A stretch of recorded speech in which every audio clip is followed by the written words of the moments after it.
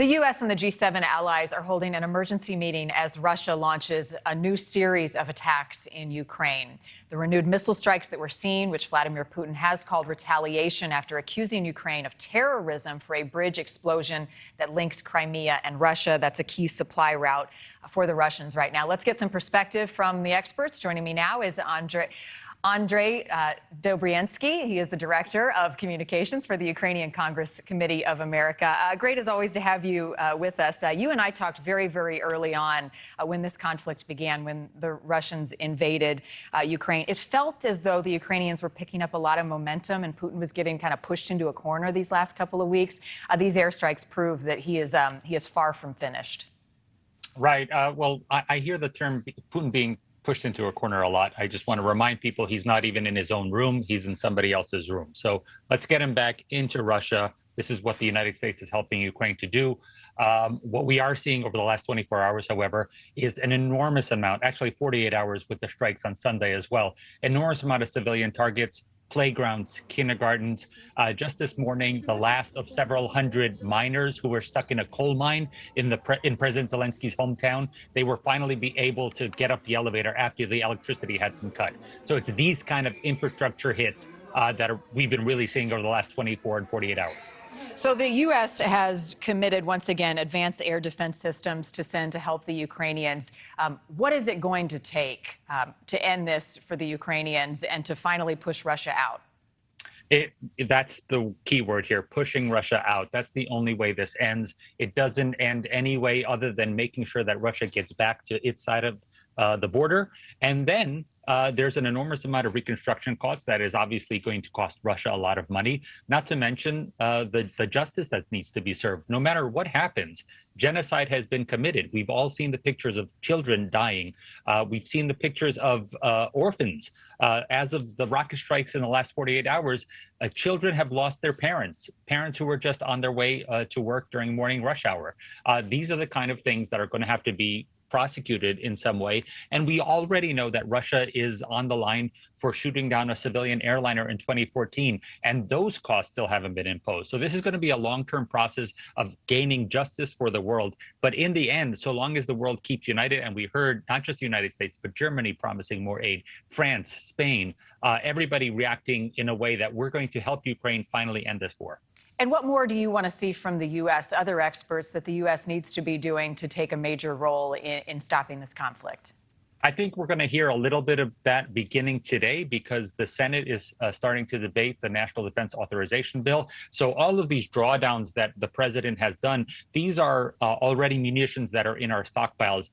For the next coming months, obviously the biggest debate happening after the election and with the new Congress, we'll be wanting to see a long-term commitment by the United States to make sure that defensive line for all of democracy, that the United States and all the rest of the Western allies are keep sending that aid to Ukraine. And once we actually send Ukraine as much munitions and these drones that they need and the anti-aircraft systems, this is what Ukraine needs to defend the rest of the world, because once it goes past Ukraine, we're onto NATO territory and nobody wants to see that. And do you think that will happen? I mean, do you actually think that there is a scenario where a NATO country is attacked by Vladimir Putin and this escalates to the next level quickly? It's not a fantastical scenario. NATO countries have had numerous people poisoned, assassinated, thrown out of windows. We've had the Baltic countries. Estonia had a border guard kidnapped by Russia several years ago. This happens on a regular basis, not least of which today it doesn't have to be a nuclear weapon. It's these cyber attacks, which we just saw in the earlier segment about the airports being struck. Russia is perfectly comfortable attacking the rest of the world. We need to make sure that we stand together and stop it. And the next part is making sure that Russia pays for it, so financially as well as legally. How does this impact Russia's standing in the world? Is it too soon to talk about that as the conflict continues?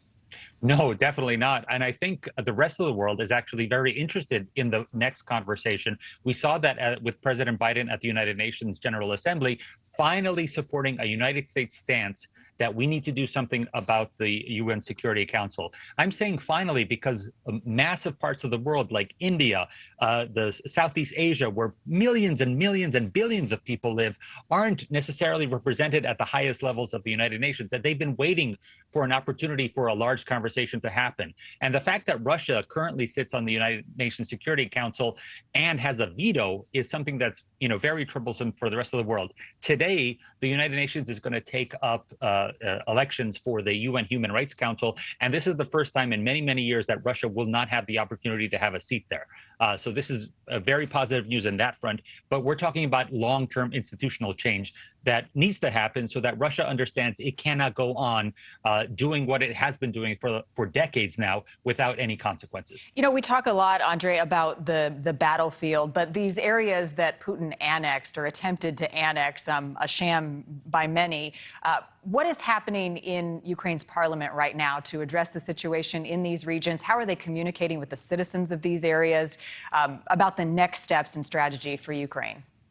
The next steps are a massive humanitarian aid operation that needs to happen. Thankfully, the UN issued a flash alert on October 6th about this specifically, and this is coming from UN and Ukrainian inspectors who are walking into those villages, those territories. I'm not just talking about the war crimes, and of course, we're going to need a lot of forensic help from other people. The horrible images that you saw a month ago with the city of Izium and the forest out there, those are being excavated by everyday Ukrainian citizens. We need forensic support, people to go out in hazmat suits and document that. But terminally, as we say in Ukraine, terminovo, we need to address the issue of infrastructure being damaged in those newly liberated areas, specifically generators, heating systems, clean water, food. Winter is coming. And there's going to be a big push for making sure that those areas who have had almost their entire infrastructure destroyed by the Russian occupiers, that those people, and there are thousands and tens of thousands of people in those areas that are liberated, they're going to need immediate assistance. And that's why there is a big push around the world for humanitarian assistance right now. Yeah, basic necessities. You're absolutely right. Andre Dobriansky, great to have you. Always an important conversation. Thank you. Thank you. All right, a week ago,